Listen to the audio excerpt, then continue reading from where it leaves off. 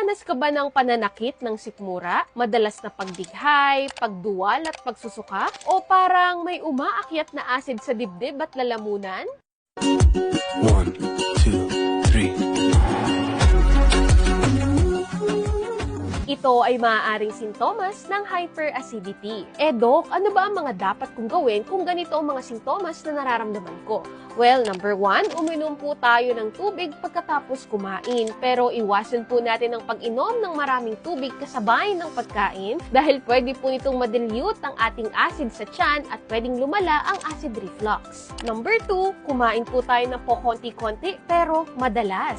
Iwasan po natin ang sobrang gutom o sobrang busog. Number 3, iwasan na po natin ang pagkain ng sobrang aasim, spicy, at matatabang pagkain. Number 4, limitahan po natin ang pag-inom ng kape, soft drinks, at alak. And number 5, maaari po kayo mag-take ng antacid katulad ng Relax Essentials Power Antacid. Meron po itong natural ingredients katulad ng calcium carbonate, cabbage extract, and fenugreek extract. Nakakatulong po ang mga ito sa healthy digestion, heartburn, and acid reflux. Meron din po itong 20 digestive blend enzymes na tumutulong upang mas mabilis ma-breakdown into smaller molecules ang mga pagkain po natin upang mas mabilis din nating ma-absorb ang mga sustansyang kailangan ng ating katawan. Kaya naiiwasan din ng bloating, indigestion, and other discomforts. This is FDA-approved and organic at pwede po kayong mag-take nito 1 sachet before meal. Just take it directly at hindi na po kailangang haluan ng water. At kung sasamahan pa po natin ito ng tamang diet and lifestyle, mas mabilis po nating makukuha ang benefits nito.